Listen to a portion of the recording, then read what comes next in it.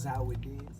Hey, so the other day I did a post talking about, how I personally feel that there's a lot of junior officers and junior enlisted members in the Spec Ops community. So, specifically EOD, Navy EOD, SEAL, SWCC, divers, Green Berets, recon, all that kind of stuff, that are better leaders than the majority of, people in the fleet or, conventional forces at higher levels, right? Like compare them to some E7s and above or some O4s and above, right? And I believe that because we're held to a higher standard, as soon as we start the school program, we're taught all these things that typically, so when someone makes chief in the Navy, right? So they make E7, they go through a month or whatever of, transition or whatever. And they're taught all these different things to like lead and, in ownership and all these things at a different level than they've been performing their whole entire career. Well, in the Spec Ops community, we're taught that from day one, right? So anyway, one of my buddies hit me up and was like, hey, don't you think that it's easier to build, high performing teams, with the individuals in the Spec Ops community than it is like if you're on a ship or whatever, right? And so I put some thought into it, and it's like, no, man, no, I don't think it's easier. In the fleet, a lot of people don't challenge or question you because of your rank. So you won't have an E4 that will come at you sideways because they're holding you accountable, right? And because they're just going to do what you tell them to do.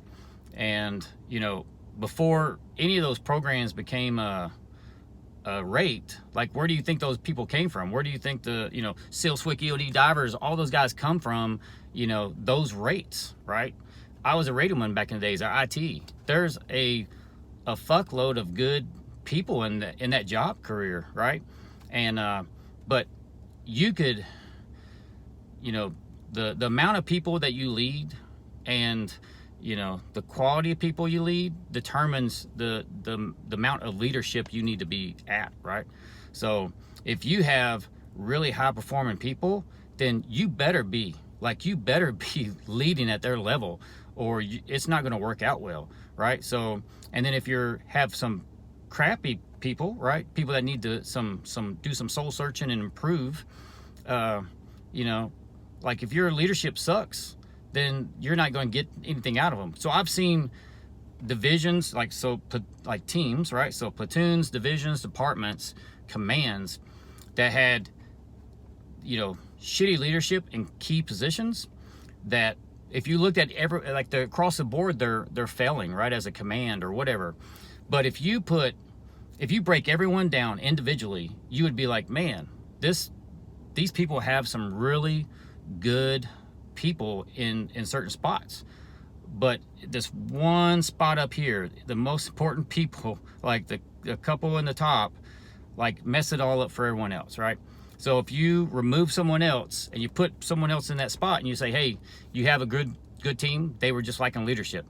That team now all of a sudden thrives, because now you got someone in a key position. And so that person typically invests in everyone else, and then everyone buys in on that leader. So if your people haven't bought into you, it don't matter if you're, high performing or low performing people, in your opinion, like you're not going to be successful.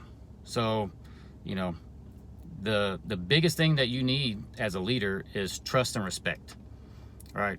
So if you want people to start performing, you got to check yourself and ask yourself, am I the person that demands that respect, and am I building trust with everybody? Because I need everybody to follow me up that fucking hill because the enemy's over there. And are they going to let me go? Are they following me because I'm making them follow me, or are they following me because they're willing to die with and for me because I'm that type of person, right? So anyway, it's like 4.5 minutes. So if you watched this far, thank you and have a good day. All right, let's fucking go get it.